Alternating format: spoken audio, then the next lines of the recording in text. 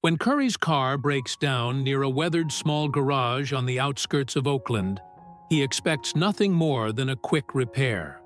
But inside, under yellowish lights and among old tools, works a white-haired gentleman with calloused hands and impressive precision.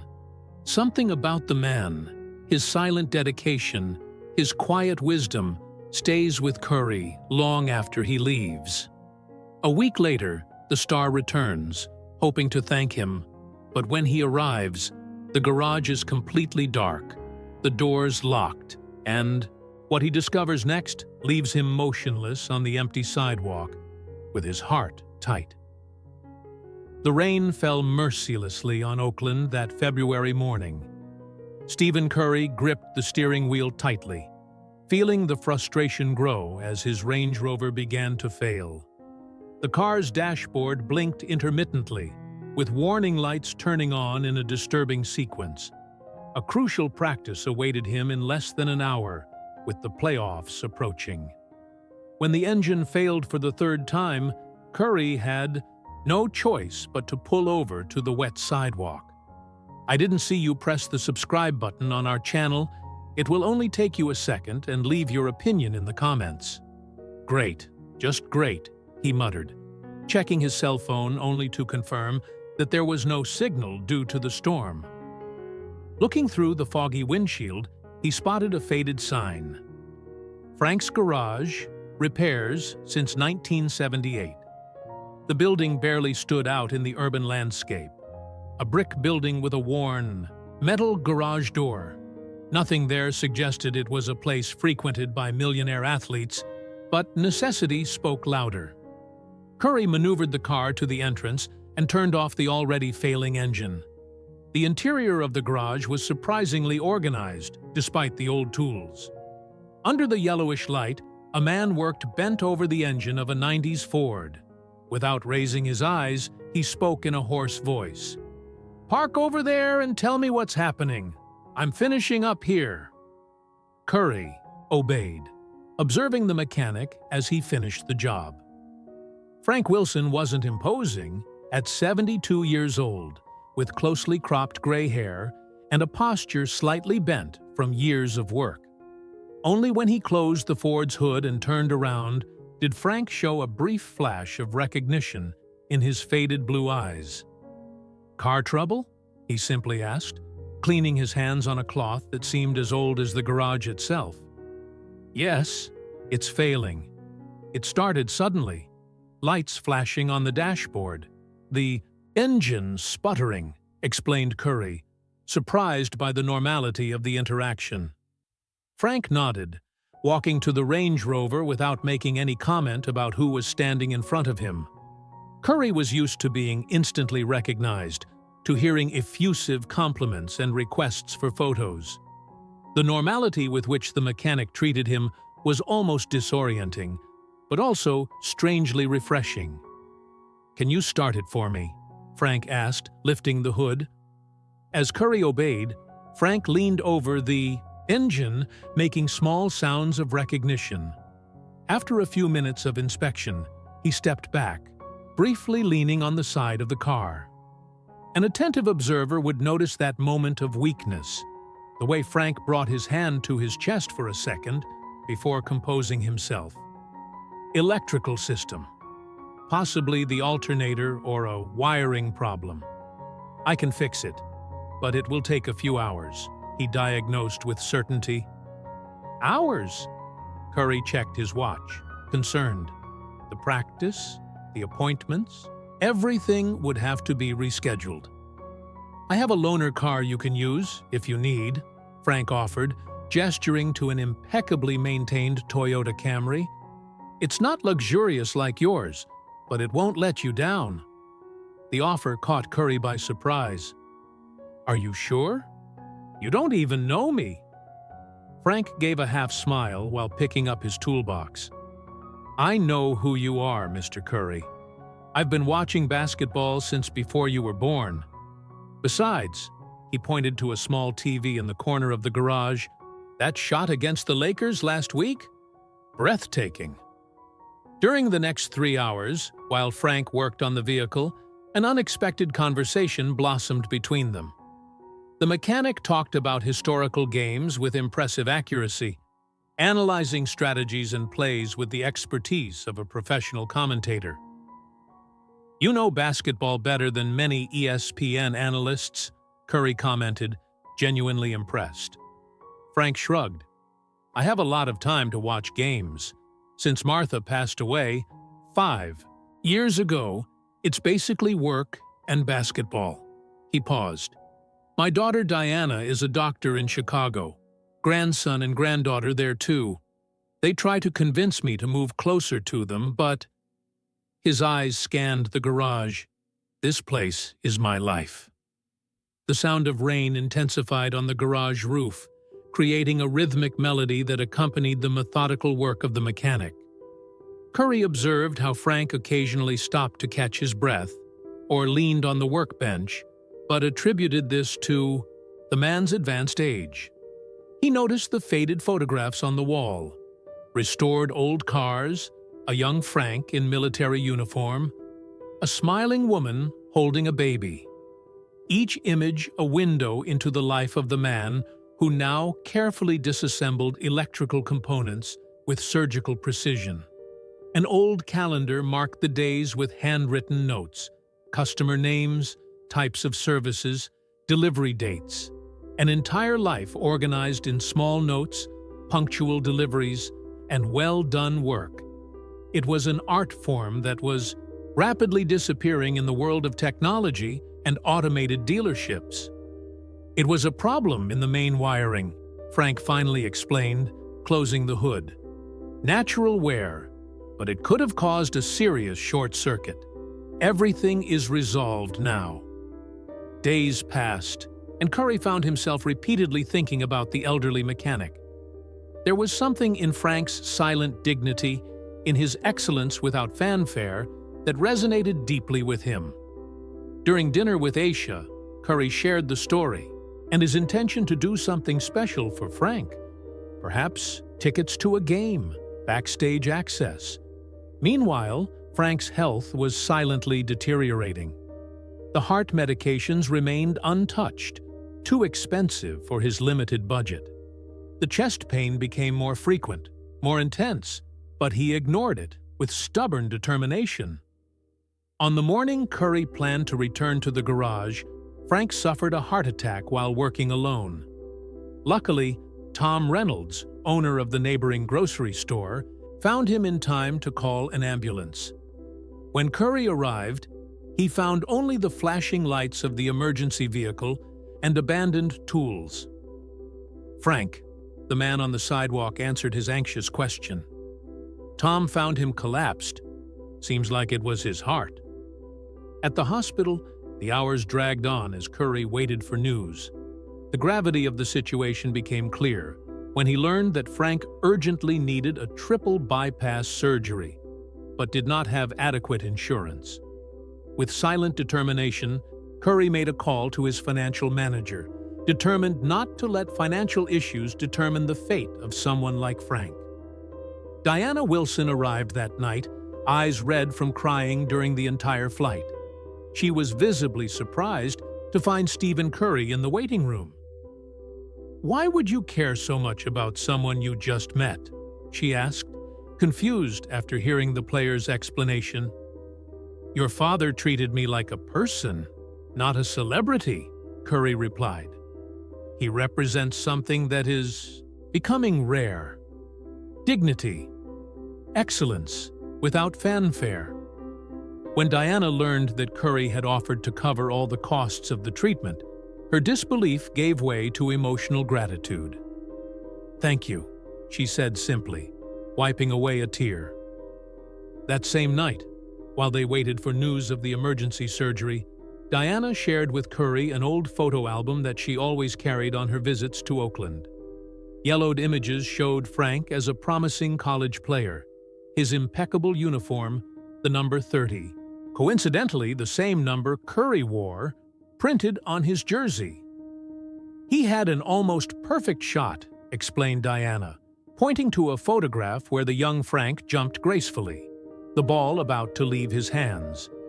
The coaches said he had a future in the NBA. Curry carefully turned the pages, discovering the untold story.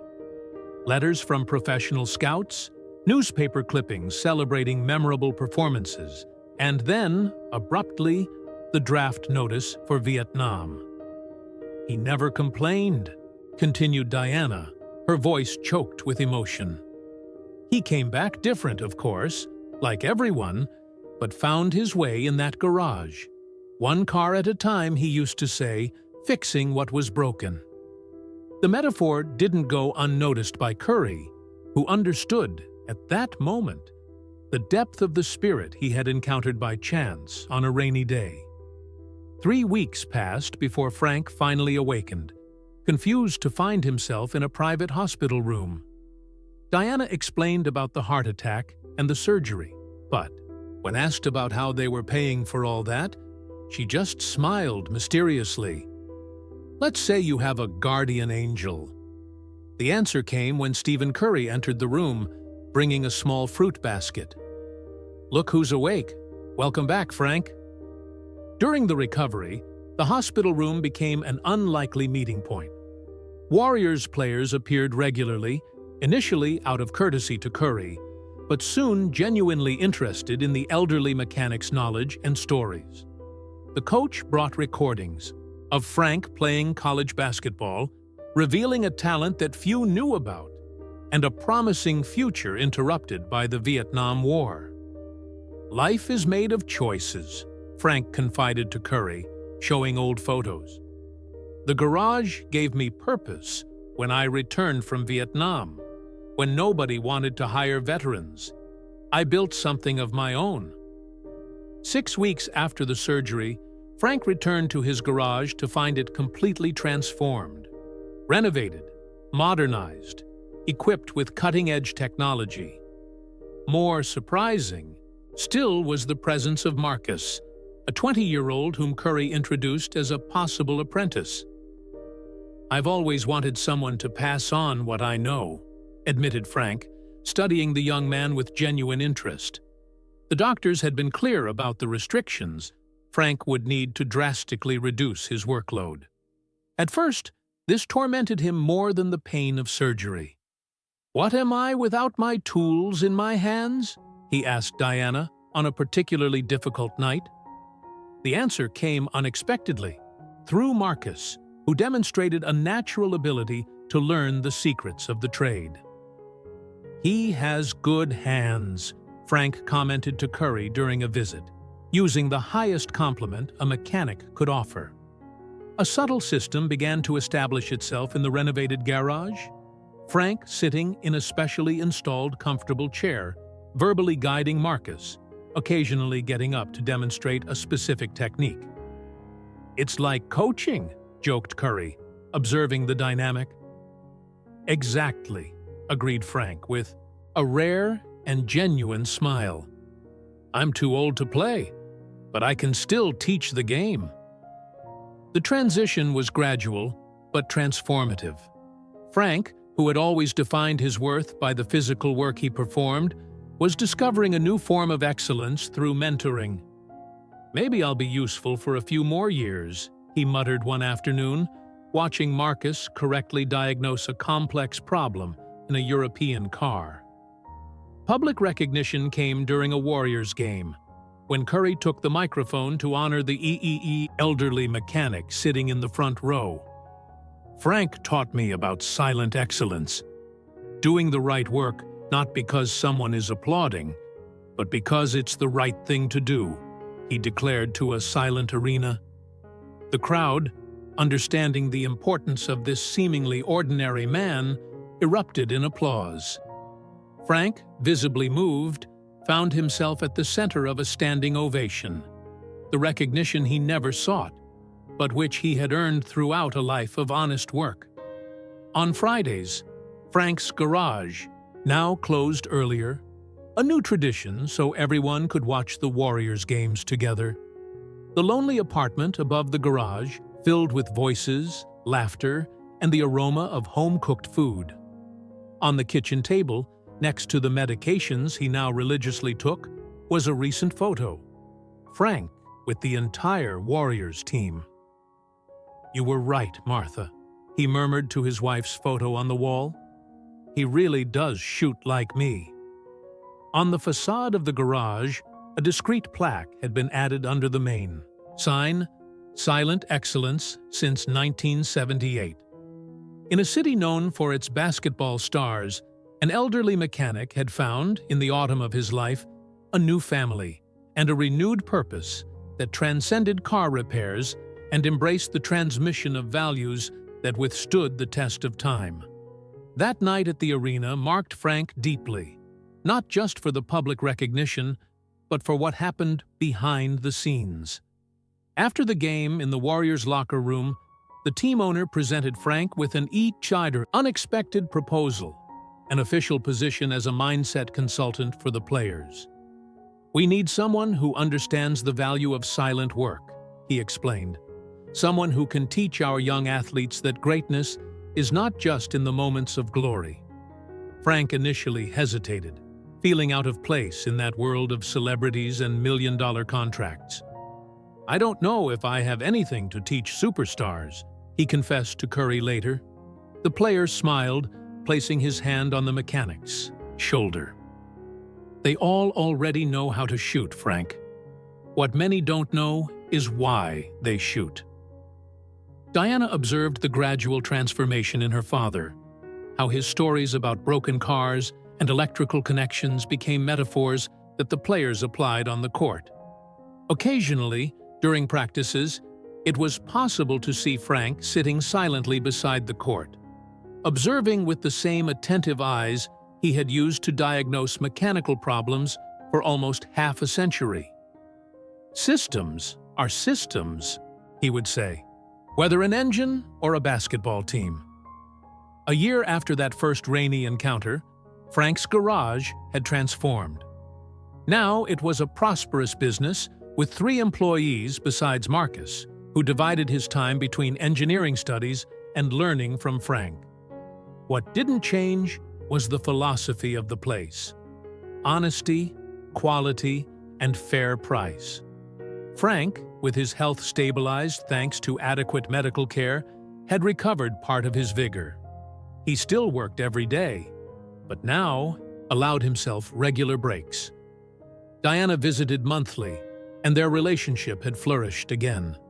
On a quiet afternoon, as Curry visited the garage, something that had become a regular habit, Frank took him to a small cabinet in the back. "I want to show you something," he said, removing a dusty box. Inside was an old, carefully folded university shirt and a worn basketball.